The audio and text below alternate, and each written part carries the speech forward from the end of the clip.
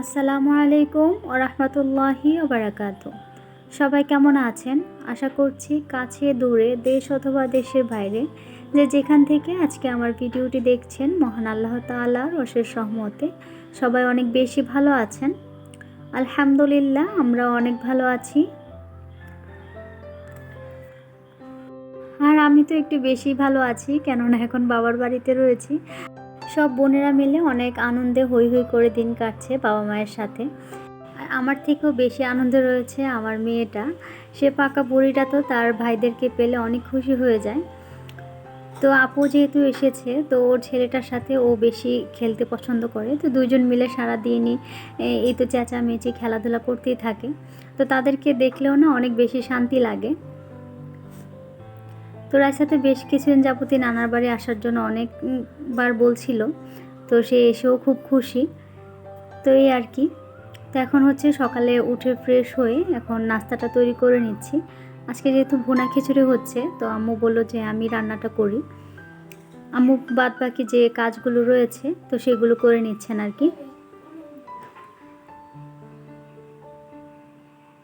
তো এই তো খিচুড়িটা আমি আমার মতো করে বসিয়ে দিলাম, তো এর মধ্যে হয়েও গিয়েছে।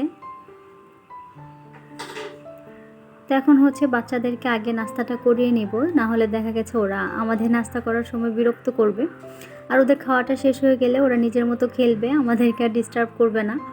তো সেই জন্য এখন দুইটা বাচ্চাকে একসাথে বসিয়ে আমি খাইয়ে দিচ্ছি।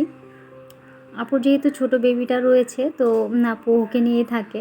আর এখন যেহেতু আমি রাইসাকে খাওয়াবই, তো দুজনকে একসাথে বসিয়ে খাইয়ে দিচ্ছি। নাস্তা খাওয়ানোর পর বড় আপু হচ্ছে বিছানাপত্র সব কিছু গুছিয়ে নিয়েছে। আর এখানে আমি হচ্ছে ছোট ছোট কাজ যেগুলো আর কি, সব কিছু আর কি ধুলাবালি যে পড়েছে সেগুলো ক্লিন করে নিচ্ছি। আর ফার্নিচারের সাথে হচ্ছে পরিষ্কার করে নিব। বাবার বাড়িতে যখন আসব তার আগে দুই বোনই হচ্ছে অনেক প্ল্যান করে আসি যে এবার গিয়ে হচ্ছে আম্মুকে আর কোনো কাজই করতে দিব না। আম্মুকে একদম পুরো বেড রেস্ট দিয়ে দিব, কিন্তু আসার পর সেই উল্টো আমাদের পিছনে দৌড়াতে দৌড়াতে আমার আম্মুর আরও বেশি কষ্ট হয়ে যায়।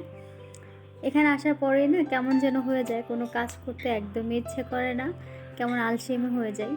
নিজের বাড়িতে থাকলে কিন্তু এই আলসেমিটা থাকে না, জানি না এমনটা কেন হয়। আর আমার আপুর ক্ষেত্রেও কিন্তু সেম, সেও এখানে আসলে খুব অলস হয়ে যায়। তো তারপর টুকটাক আর কি যখন মনে চায় আমাদের তখন আর কি করি একটু। আর আম্মু তো কাজ নিয়ে কখনোই আমাদেরকে কিছু বলবে না। এসেছি যেহেতু 2 দিনের জন্য বাবার বাড়ি, তো সেভাবে বলে কিছুই করতে হবে না তোদের, তোরা শুধু তোদের মতো করে থাক তাহলেই হবে।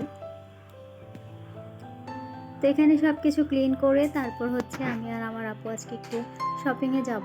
তো সেই উদ্দেশ্যে আর কি বের হয়ে পড়লাম। আর 3টা ছোটো বাচ্চাকে বাসায় আম্মুর কাছে রেখে এসেছি। উনি ঘরের কাজকর্ম করবে, সাথে 3টা বাচ্চাও সামলাবে। আসার সময় আম্মু বলছিল যে আম্মু একা পারবে কি না, কিন্তু আমরা তো এগুলো নিয়ে আসলে পরে আমাদের সমস্যা হবে, তো সেই জন্য আর আনিনি। আর ওরা 2 ভাই বোন তো বিরক্ত করার কথাও না, ওরা নিজেদের মতো খেলছিল। সমস্যা শুধু একটু টেনশন ছিল ছোটো বাবুটাকে নিয়ে, সেও কোনো বিরক্ত করেনি।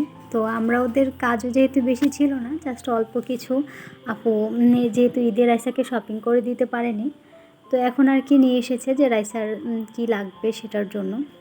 আপু প্রত্যেকবারই এমন করে, ঈদের দিন যেহেতু আমার বাড়িটা খুবই দূরে, তো আপু নিজের পছন্দেই আর কি সবসময় কিনে। তো আমাকে এবার জিজ্ঞেস করছিল যে পার্টি ড্রেস নেব নাকি হচ্ছে যেহেতু গরম পড়ে গিয়েছে কমফোর্টেবল কিছু নেব। তো আমি ভাবলাম যেহেতু হয়েছে অনেকগুলো ড্রেস, স্যার এমনও অনেক ড্রেস আছে যেগুলো এখনও পরাও হয়নি বা একবার দুবার পরে সেগুলো রেখে দিয়েছে, ছোট হয়ে যাচ্ছে।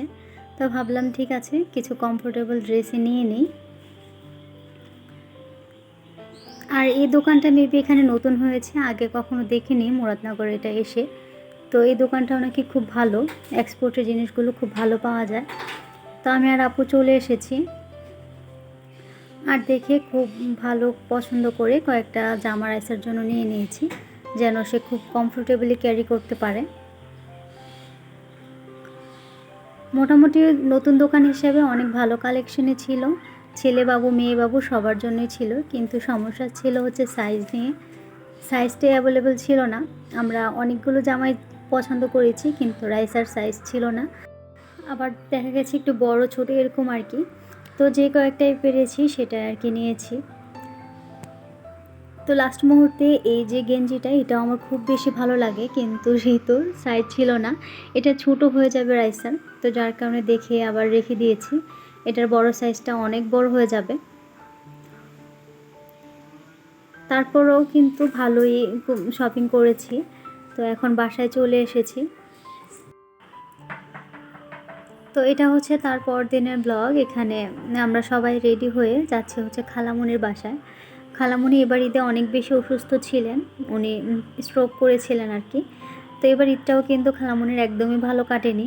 ঈদের দিনই মেবি খালামণির এটা হয়েছিল বা তারপরের দিন। তো এই জন্য আমরা যেহেতু আসতে পারিনি এর মধ্যে, তো এখন আর কি খালামণিকে একটু দেখতে যাচ্ছি। তো এখানে পুরো ফ্যামিলি মিলে হচ্ছে চলে যাচ্ছে এখন খালামণির বাসায়। আর খালামণির বাসাটা বেশি দূরেও না, যেহেতু কাছেই আছে, তো বেশিক্ষণ লাগবেও না। শুধু আব্বু যেতে পারেনি, আব্বু একটা কাজে হচ্ছে ঢাকা গিয়েছিলেন, তো সেজন্য আর কি আব্বু আসতে পারেনি। আব্বু বিকেলের দিকে গিয়েছিল, আর আমরা বাকিরা সবাই হচ্ছে এখন খালামণির বাসায় যাচ্ছি।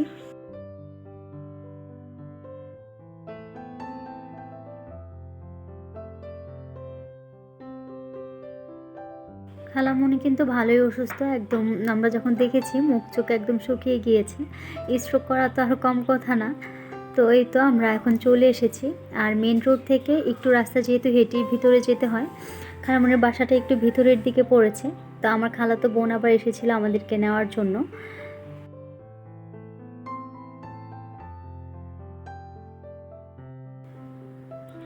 তো আমার খালামণির জন্য সবাই অনেক বেশি দোয়া করবেন, যেন খুব তাড়াতাড়ি উনি সুস্থ হতে পারে।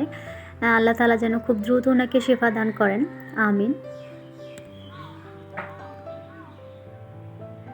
বাচ্চাদেরকে দেখুন, ওরা কিন্তু আমাদের আগে আগে দৌড়ে চলে যাচ্ছে, যেন ওরা ওরা একদম চেনা পরিচিত আর কি, এমন একটা ভাব। বিশেষ করে আমার মেয়ের, সবার আগে আগে চলে গিয়েছে। তো এখন যেহেতু দুপুরে খাবারের টাইম, আমরা আসার পর বেশ কিছুক্ষণ খালামণির সাথে গল্প করেছি। তো এখন দুপুরের খাবারের জন্য হচ্ছে বসে যাচ্ছি। এখন সবাই মিলে খাবার খেয়ে নিব। অনেকটা দেরি হয়ে গিয়েছে আমাদের আসতে, আসলে দুপুরের খাবারের টাইমটাও চলে গিয়েছে। কিন্তু আমার খালাতো বোনটা আমাদের জন্য না খেয়ে বসেছিল, যে আমরা আসলে একসাথে খাবে। আর আন্টি যেহেতু ওষুধ খেতে হবে, উনি খেয়ে আর কি শুয়ে গিয়েছিল। দুপুরে খাবার খাওয়ার পর এখানে হচ্ছে আমার ছোটো বোনটা আর কি ক্লিন করে নিচ্ছিল। অসুস্থ মানুষের বাসায় এসেছি, তো টুকটাক করে যদি হেল্প না করে দিই তাহলে কিভাবে হয়। খালামণি অসুস্থ হলে কি হবে, আমার পাকা বুড়িটা আবার ফোনে বলেছিল যে নানু তোমার হাতের দই আইসক্রিম খাবো। গতবার যখন এসেছিলাম খালামণি খুব সুন্দর করে দই আর কি খাইয়েছিল আমাদেরকে, তো সেটাই আমার মেয়ের এখনও মনে আছে। তো সেই জন্য কিন্তু খালামণি আবারও রাইস কুকারে দইটা বসিয়ে দিয়েছে জাল করার জন্য। আর এর মধ্যে আমার যেহেতু মাইগ্রেনের সমস্যা রয়েছে, তো খুব প্রচণ্ড লেভেলের মাথা ব্যথা করছিল। তো এই জন্য বড় আপু আবার এখানে একটু চা করে দিচ্ছিল, চাটা খেলে হয়তো ভালো লাগবে আর কি। তো এখন বারান্দায় বসে হচ্ছে চাটা খেয়ে নিচ্ছি, আর সবার কাছ থেকে এখানেই বিদায় নিয়ে নিচ্ছি। দেখা হবে আমার পরবর্তী কোনো নতুন ব্লগে। ততক্ষণ পর্যন্ত সবাই অনেক বেশি ভালো থাকবেন, আর আমাদের সবার জন্য অনেক বেশি দোয়া করবেন। আল্লাহ হাফেজ, আসসালামু আলাইকুম।